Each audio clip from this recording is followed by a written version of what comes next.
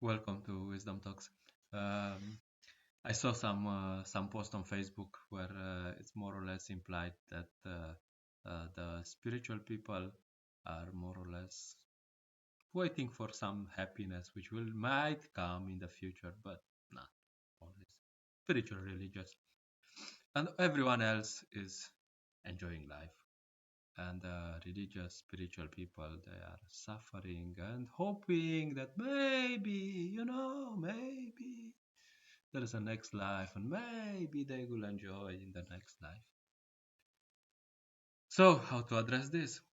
Well, long story short, of course, funny enough, Arjuna is addressing the same question to Krishna in the Bhagavad Gita.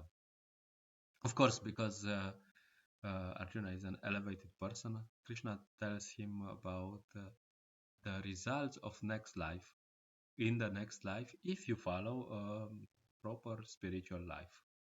He doesn't speak about the counter effects. Good. So the point is, from that perspective, good, good effects. Enjoyment is a lot more than what you can imagine. So from that perspective, a spiritual person, a real spiritual person, I'm not speaking about everyone, will enjoy in the next life a lot. Then you will say, yeah, but how do you know? How do we know that this next life? Maybe not, maybe not. So, the point, and in the meantime, we are missing out. Well, let's see. How are you missing out? At some point, someone was asking, "Are you allowed as a monk to drink alcohol?" And I was like, "Why would I do it? I mean, of course, I did it as a young man. Whatever. I did all this nonsense. So I know the effect.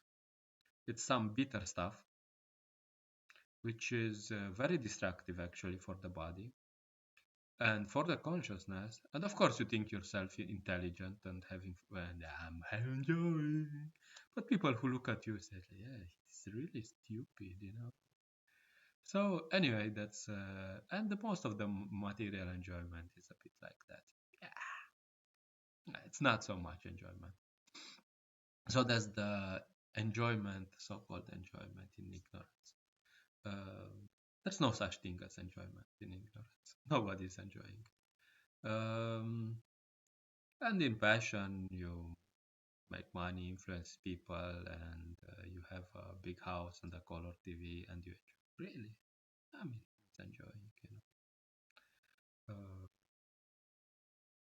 You have a gadget you enjoy for 1 day, 2 days. After 2 days, boring. Everything is boring in the material. So not so much enjoyment. And if you go to the higher modes, which actually spirituality is about developing cleanliness, purity, and so on, well, there's some happiness in it. Of course, not in the beginning, because it's a completely opposite way of happiness. In passion, there's some happiness in the beginning, and then you pay a lot at the end. Little happiness, energy drinks you. Yeah, you feel energized. You're like, yeah. So, um, in goodness, it's completely the opposite. In the beginning, it can be a bit austere. Yeah, waking up early, meditation. I don't know.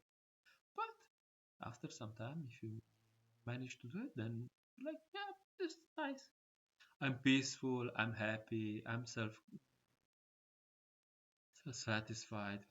Don't need anything. I'm good. I'm happy. And of course, if you follow the real spiritual path, then you get some spiritual happiness. Join the Hare Krishna movement. In 6 months, your face will be different. You'll be like shining. You'll be like, wow, this life, this life, this nice. Uh, so the point is that it's not even about next life, although that's there. That's of course there. and the real spiritual people will enjoy a lot in the next life. But even in this life, spiritualists will enjoy a lot more than anyone else. So we're not missing on the honey. Don't worry. Don't worry about it. We're actually quite concerned that non-spiritualists are missing on the honey.